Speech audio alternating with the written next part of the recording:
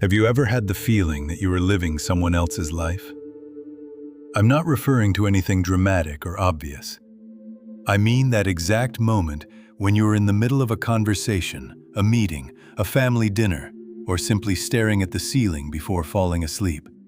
And suddenly something inside you whispers, "This is not me." A moment that disappears as quickly as it came, because your phone vibrates, because someone calls you, because routine drags you forward again. But it returns. It always returns. Today I'm going to tell you something that psychology has been trying to explain for decades, and that almost no one dares to say out loud. There is an invisible force that has been making decisions for you for years. And the most unsettling part is that you have allowed it without even knowing it. Before continuing, I need you to do something. Think about the last important decision you made. A real one. The degree you studied, the city you live in, the relationship you are in or the one you left, the job you accepted.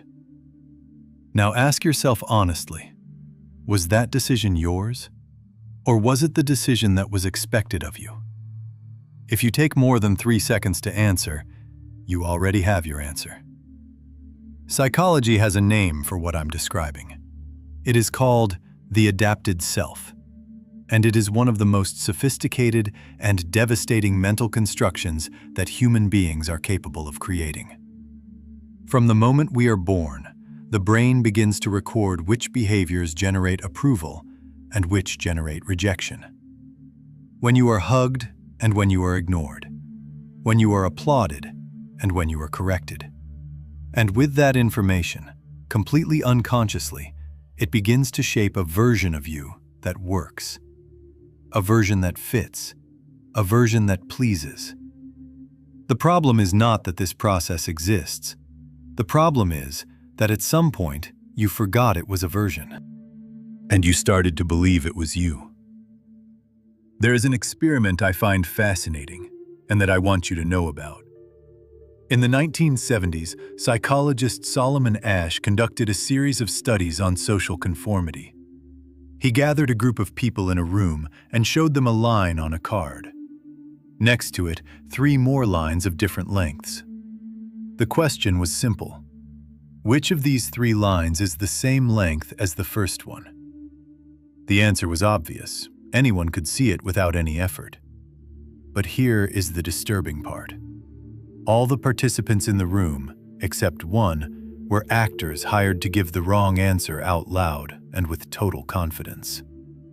And that single real participant, when hearing everyone else choose the incorrect option, in 75% of the cases ended up changing their answer. They chose the wrong line, knowing it was wrong. Because the weight of the group's opinion was more powerful than their own perception of reality. Now think about this. If that happens with something as concrete as comparing the length of a line, what do you think happens with something as abstract and complex as who you are, what you want, or where your life should go? Most people do not build their identity. They inherit it. They absorb it from their environment as if it were air. And then they defend it as if it were their own. That is what makes this mechanism so difficult to detect. It does not hurt. It does not feel like imposition. It feels like normality. But there is something that happens at some point in almost everyone's life. A moment that psychology has been studying for decades, and that, depending on how you handle it, can destroy you or transform you completely. That moment is when the adapted self begins to crack. It does not necessarily happen through a major event.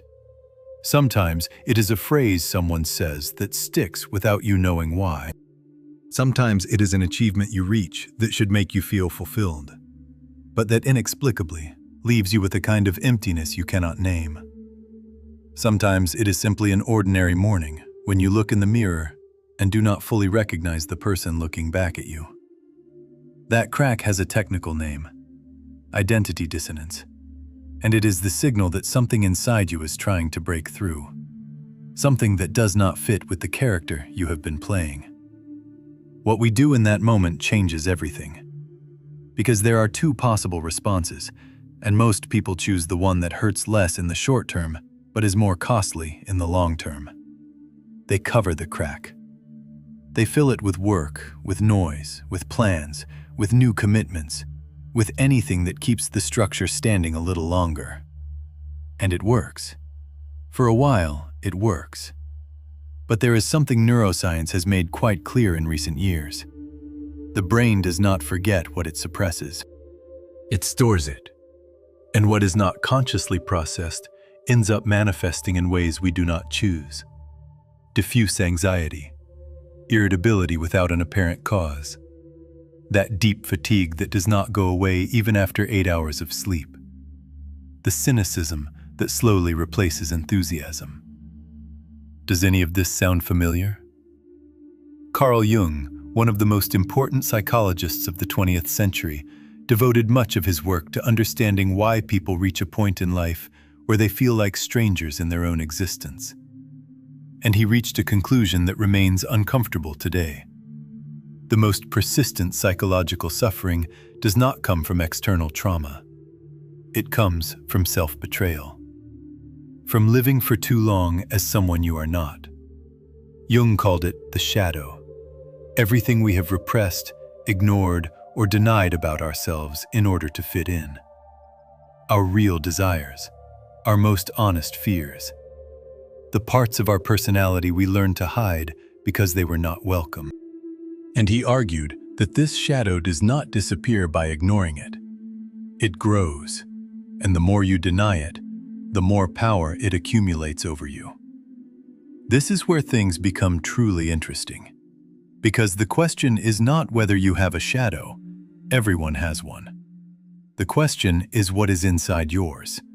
And that, precisely that, determines the quality of your life in ways you have probably never considered. There is a pattern clinical psychologists observe with surprising frequency. The people who invest the most energy in projecting an image of confidence are often the ones who most deeply doubt themselves. Those who insist the most that they are fine are the furthest from actually being fine. Not because they are hypocrites, but because the adapted self is so convincing that it sometimes deceives even the person living inside it. And what does all this have to do with you? It has to do with this. Every time you avoid a difficult conversation because you do not want to create conflict, you are choosing the adapted self over yourself. Every time you say yes when you want to say no because you worry about what others might think, you are adding another layer to the character. Every time you stay in a situation that does not belong to you because change is too frightening, you are paying a price that does not appear on any invoice, but is still collected. And here is the part nobody wants to hear. You do not pay that price alone. The people around you pay it too. Because when someone is disconnected from themselves, that disconnection contaminates every relationship they build. It is impossible to have an authentic relationship from a character. It is impossible to give what you do not have. And it is impossible to find what you are looking for if you do not even clearly know what it is. So how do you get out of this? How do you begin to distinguish what is yours from what you have simply assumed is yours? The first step, and this is crucial, is not action. It is observation. Real change never begins with decisions. It begins with attention. With the ability to look at yourself without immediately justifying, correcting, or escaping into something else.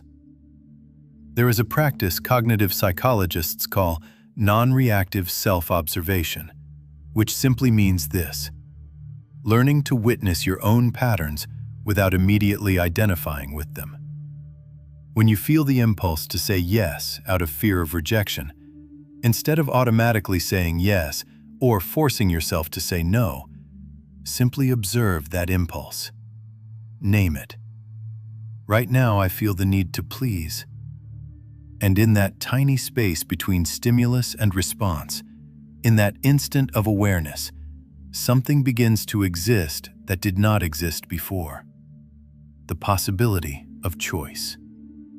Viktor Frankl, psychiatrist and Holocaust survivor, wrote something I have thought about for years. He said that between stimulus and response, there is a space. And in that space lies our freedom, our capacity to choose. And in that choice, our growth and our happiness. That space is what the adapted self has been trying to eliminate for years, because it needs automatic reaction to survive. It needs you to act before you think. It needs fear of disapproval to arrive before your own judgment. Recovering that space is the work. It is not glamorous. It does not happen in a weekend. There is no 5-step method that takes you from living for others to living for yourself in a month. Anyone who tells you otherwise is selling something that does not exist. But what is possible, and this is supported by decades of developmental psychology research, is to begin. To start asking yourself questions you used to avoid. To tolerate the discomfort of not having immediate answers. To allow yourself to feel the vertigo of not knowing exactly who you are when you remove the layers you have been accumulating for so long. Because underneath all of that, there is something. There is always something. And that something is the only solid foundation on which a life that truly deserves that name can be built.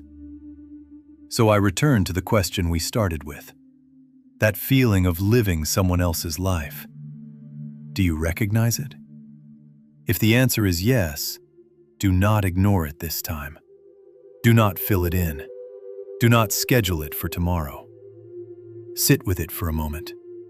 Because that discomfort you are feeling right now is not a problem. It is a signal.